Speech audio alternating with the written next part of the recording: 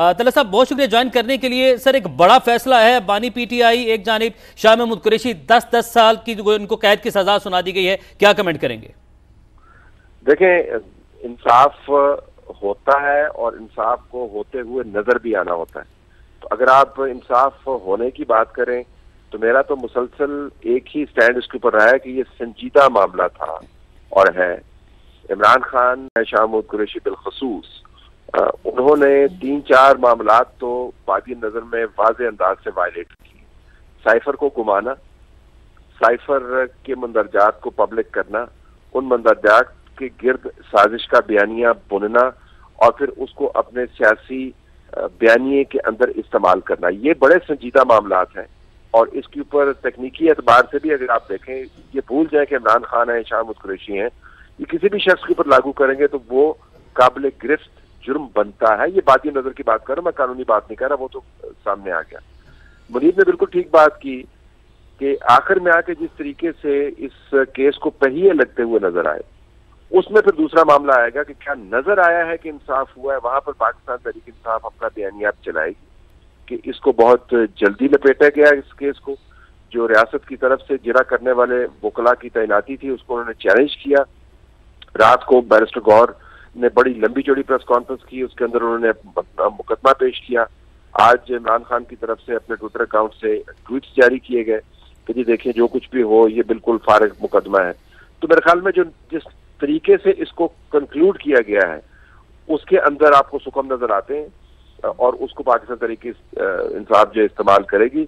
लेकिन ये कोई नहीं कह सकता कि ये साइफर का मामला जो है वो इतना सादा मामला है कि आप उससे सरफे नजर करें। क्योंकि इलेक्शन के दिन है, क्योंकि इमरान खान इसमें इन्वॉल्व हैं, क्योंकि पीटीआई कह रही है कि हमारे साथ इंसाफ नहीं हो रहा, तो अगर आप इस तरीके से सरकारी दस्तावेजात को इस बात से कतई नजर कि उनके अंदर क्या लिखा हुआ है, लहरा लहरा कर एक साजिश का बयानिया बुने और पाकिस्तान के अंदर गुमराही फैलाएं और बैनुल-अक़वामी ताल्लुकात में सुदकी का बायस बने, तो मेरे ख्याल में वो काबिल गिरफ्त चीज है। लेकिन जिस अंदाज से ये किया गया उसमें बड़ी गुंजाइश है पीटीआई के लिए कि इसको मीडिया के अंदर उधेड़े और लेताड़े। सही, ठीक है। तलत साहब साथ रहेगा। नदीम मलिक साहब भी हमें ज्वाइन कर चुके हैं। नदीम साहब, ये यकीनन कोई इंतहाई सादा मामला नहीं था, कोई आसान नहीं था, बड़ा ही कॉम्प्लिकेटेड ये केस था, जिसमें अब हमने देखा कि फाइनली जो हुक्म आया, जो इसका हमें फैसला नजर आया वो ये कि बानी पीटीआई, शाह महमूद कुरैशी दोनों को 10-10 साल कैद की सजा सुनाई गई है। क्या कॉमेंट करेंगे मलिक साहब?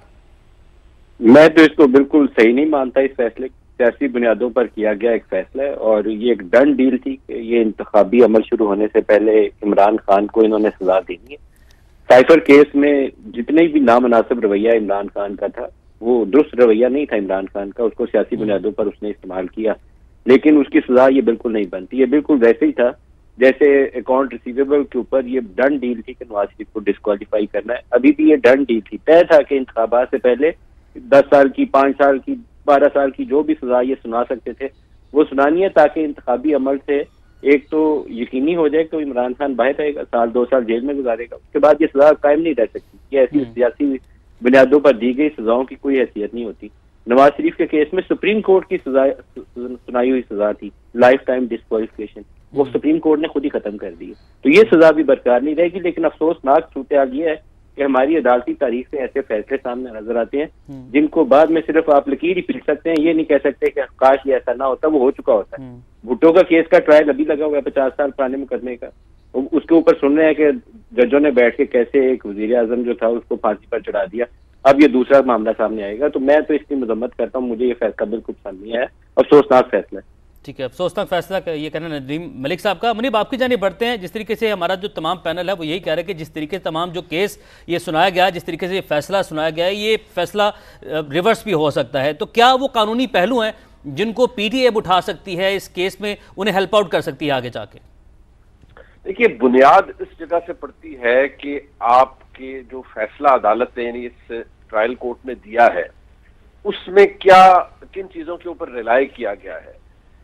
मैं दोबारा अर्ज करूंगा कि अगर तो प्रोसिक्यूशन विटनेसेस के अकाउंट के ऊपर रिलाई किया गया है, यानी जो वहां से चीजें दी गई हैं, तो उससे ये तो चले बिल्कुल साबित होता है कि सियासी मामलात के लिए इस्तेमाल किया गया, जो चीज नहीं थी उसको बीच में ठोसा गया, सब कुछ किया गया। लेकिन उसके अलावा जो क्वांटम है, जो यानी कि सजा कितनी बड़ी है, यानी 10 साल की सजा, ये कोई छोटी सजा नहीं है। इसके ऊपर ये एक बड़ा सीरियस जुर्म है। लग ये रहा था, मेरी दानियत में भी ये था कि यार चले बहुत भी आप करेंगे, 2 साल, 1.5 साल, 3 साल, इससे ज्यादा बनती नजर नहीं आ रही थी।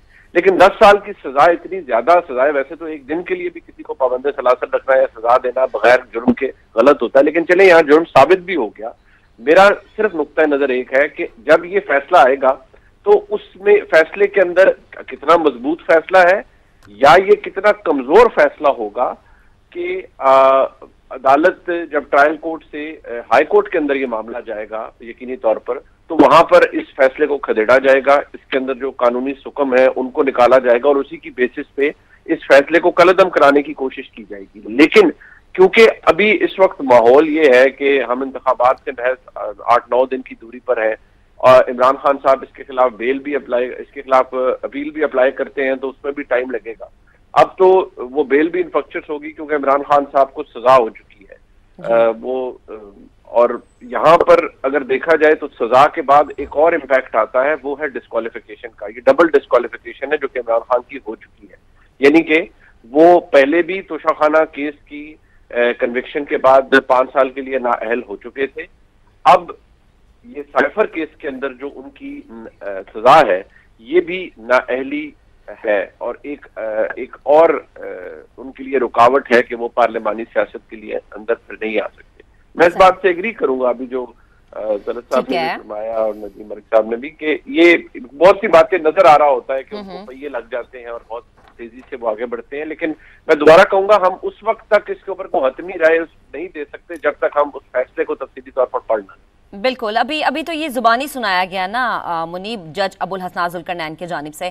हमें भी वेट है कि ये तफसीली फैसला आए ताकि पता चल सके कि कहाँ पर क्या चीज़ मेंशन की गई है। तलत साहब, आपकी जानिब बात है, टाइमिंग कितनी मैटर करती है? जैसे आपने पहले भी कहा कि इलेक्शन करीब है, फिर पीटीआई का ये बयानिया भी है कि लेवल प्लेइंग फील्ड हमें मिलती नहीं है, हमारे साथ नाइंसाफी हो रही है कैंपेन्स में या कॉर्नर मीटिंग्स में या हमारे जलसों में या कुछ भी। इस पर क्या कॉमेंट करेंगे आप? देखिए, टाइमिंग का ही सारा मामला है। आप अगर फर्ज ये करें कि इंतखाबात करीब ना होते, साल दूर होते, आप फर्ज ये करें कि इसके अंदर इमरान खान इन्वॉल्व ना होता, कोई और शख्स इन्वॉल्व होता, मतलब आपको फॉरेन मिनिस्टर इन्वॉल्व होता, जो सियासतदान ना होता, कोई टेक्नोक्रेट होता, आप फर्ज ये करें कि इसके अंदर इस्टेब्लिशमेंट भी इन्वॉल्व ना होती और ये किसी कोर्ट के अंदर मामला जाता, तो मैं फिर भी ये कहूँगा कि सरकारी दस्तावेज को इस तरीके से इस्तेमाल करना जुर्म है।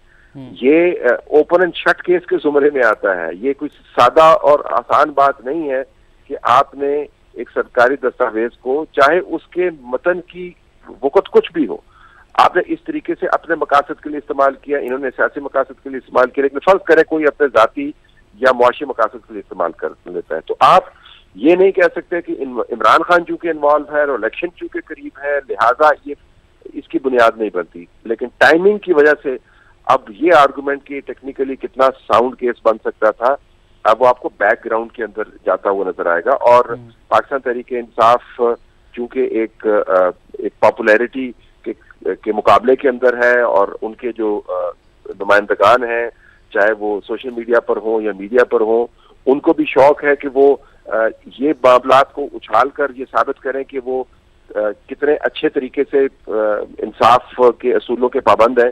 तो ये बयानिया अब बहुत स्ट्रांग होगा कि जी देखिए इंतखाबात से ये जुड़ा हुआ है। लेकिन मैं दोबारा गुजारिश करूंगा, अगर आप इंतखाबात के मामले को मिनहा भी कर दें, इमरान खान को भी मिनहा कर दें, ये एक्ट जो है जो उन्होंने कैरी आउट किया वो बादी नजर में बड़ा संजीदा मामला है। सजा कितनी होनी चाहिए थी, ये बिल्कुल मुनीब दुरुस्त कह रहे हैं कि आपको बहुत एक हार्श पनिशमेंट नजर आती है। 10 साल जो है वो बहुत तवील सजा है, लेकिन उनके पास बहुत सारी अपील्स के मौके हैं कि पिछली हुकूमतों के अंदर इसी जमात में, और मैं इसको बतौर जस्टिफिकेशन नहीं दे रहा, मैं सिर्फ मवाजना कर रहा हूँ क्योंकि स्टैंड हमारा वही है कि प्रोसेस आपको नीट एंड क्लीन नजर आना चाहिए, जो इसमें आपको नजर नहीं आया। लेकिन इसी जमात के नुमाइंदगान ने सुप्रीम कोर्ट के जरिए जब वारदातें करवाई तो उन वारदातों को मीडिया के अंदर इंडोर्समेंट्स दी गई, उनके ऊपर लोगों ने धुआंलें डाली और उन्होंने बताया जी कि कैसे ये बड़ा जबरदस्त फैसला हुआ, ये जानते हुए कि वो तमाम का तमाम रिग्ड था। तो इनके पास तो सुप्रीम कोर्ट तक पहुंचते पहुंचते बहुत सारे अपीलों के हक अभी मौजूद हैं। उधर जब फैसले किए गए थे तो वो तो स्टार्ट सुप्रीम कोर्ट से हुआ था, तो पीटीआई का जो तारीखी तौर पर देखें या उनके जो नुमाइंदगान है तारीखी तौर पर उनके पास हाई मॉरल ग्राउंड नहीं है, लेकिन तकनीकी एतबार से टाइमिंग को वो इस्तेमाल करेंगे, इलेक्शन के हवाले से हर चीज को एक्सप्लेन करेंगे और इस केस का मेरिट जो है वो बतदरीज आपको बैकग्राउंड में जाता हुआ नजर आए। ठीक है, तलत साहब साथ ही रहेगा। नदीम मलिक साहब, ये जो अब हम डिबेट जिस जानिब चल पड़ी है इंतखाबात से मामला और टाइमिंग की हम बात